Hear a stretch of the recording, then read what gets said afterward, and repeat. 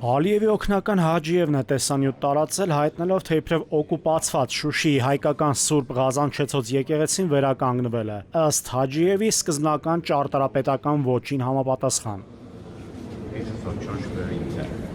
Ադրբեջանցի վանդալները, այդ թվում հայկական մշակութային կոթողները ոչնչացնողների համար կանաչ լույս վառող ադրբեջանցի պաշտոնյաները փորձում են հայկական Սուրբ Ղազանչեցոց եկեղեցին ներկայացնել որպես ուղղափառ եկեղեցի։ Տարրական անգրագիտություն, հայ մշակութաբանների բնորոշումն է։ Սուրբ Ղազանչեցոցը չի կարող ռուսական լինել, քանի որ ուղղափառ եկեղեցիների գմբեթները ամբողջական են։ Սկզբանե իրենք հայտարարել էին, որ դա ռուս ուղղափառ եկեղեցի է ու վերադարձնելու են այդ տեսքին։ Արցախում հայկականը հողին հավասարեցրած վանդալները ավերել էին օկուպացված Ստեփանակերտի մայր տաճարը եւ ընդհանրապես ադրբեջանցու արյունոտ ձեռքերը պետական մակարդակով ու հովանավորությամբ խնդիրը դրել ավերել այն, ինչ հայկական մշակութային պատմական ժառանգություն է։ Կրկին բարբաջում է Հաջիևը, իբրև թե Ադրբեջանի տարածքում գտնվող բոլոր օրինական շինությունները, պատմական, մշակութային եւ կրոնական հուշարձանները պահպանվում եւ վերականգնվում են ազգային օրենսդրությանը համապատասխան։ Միջազգային իրավունքով որևէ տարբերություն չկա,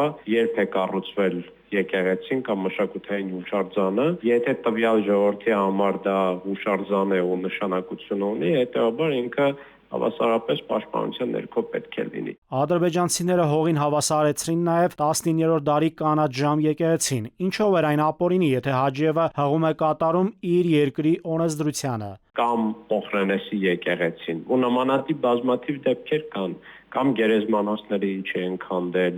ինչի են Ստեփանակերտի բնակելի տարածքները քանդել, որոնք կառուցվել են 19-րդ դարի վերջում եւ սովետական տարիներին։ Ես ուզում եմ մենք մոդելավորենք այսպիսի մի իրավիճակ, ասենք այն պահը, երբ որ սահմանազատման արդյունքում Արցվաշենը վերադառնում է Հայաստանի Հանրապետության վերահսկողության ներքո եւ մենք գնում ենք տեսնում, որ այնտեղ կառուցվել է մեծ մզկիթ, ասենք 2016 թվականին։ Մեր ռեակցիան ինչ պետք է մենք անենք։ Ըստ Արցախի նախկին պետնախարարի, անգործությունն արդարացնելու համար իշխանություններն ավելի վտանգավոր հայտարարություններ են անում։ Դրանք ըստ Բեգլարյանի նաև մանիպուլյացիոն ձևակերպումներ են պարունակում։ Դրանով իրենք լրացուցիչ խրախուսում են ադրբեջանական հանցագործությունները մեր մշակութային ժառանգության հանդեպ։ Բայց դա նույն իշխանությունն էր, որ ժամանակին հայտարարում էր, որ պատրաստ է օրինակ Պաղեստինի մշակութային ժառանգությունը պաշտպանել եւ օգնել նրանց այդ հարցում։ Իշխանության ներկայացուցիչները պարտավոր են սահմանադրության հոդվածով ջանքեր գործադրել պահպանելու հայկական մշակութային ժառանգությունը եկեղեցին։ Ցանկությունը չունեն այդ ուղղությամբ աշխատելու, ավելին ցանկություն ունեն Ադրբեջանին աջակցելու։ Ինչու՞, որովհետեւ իրենք ուզում են Արցախի էջը ամբողջապես փակել ու դրա համար իրենք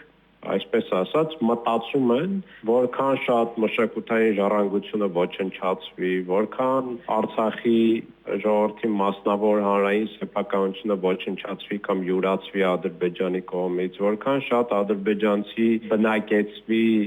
ապօրինի կերպով Արցախում, այնքան մեր վերադարձի հավանականությունը նվազում է։ Ապրիլի 30-ին Եվրոպական խորհրդանի ընդունած բանաձևում Արցախի ժողովրդի իրավունքների վերաբերյալ կարևորագույն դրույթներից բացի հոդվածներ կան, որոնք առնչվում են նաև արցախցիների վերադարձին, մշակութային ժառանգության պաշտպանությանը, պատասխանատվության միջոցների կիրառմանը, պատանդների ազատ արձակմանը։ Ինքը քաղաքական իմաստով այո ուժ ունի, քանի որ ամրագրում է կոնկրետ դիրքորոշումներ, բայց մյուս կողմից դա բանաձև է ու խորհրդատվական նշանակություն ունի, նույնիսկ ԵՄ մարմինների համար։ Եվրոպացիները նախկինում էլ նմանատիպ բանաձևեր շատ են ընդունել, սակայն ցավալին այն է, որ ԵՄ գործադիր իշխանությունը եւ անդամ պետությունների իշխանությունները ընդհանրապես ականջալուր չեն լինում Եվրախորհրդանի ընդունած բանաձևերին։ Նաիրի Մուրադյան, ժամը լրատվական։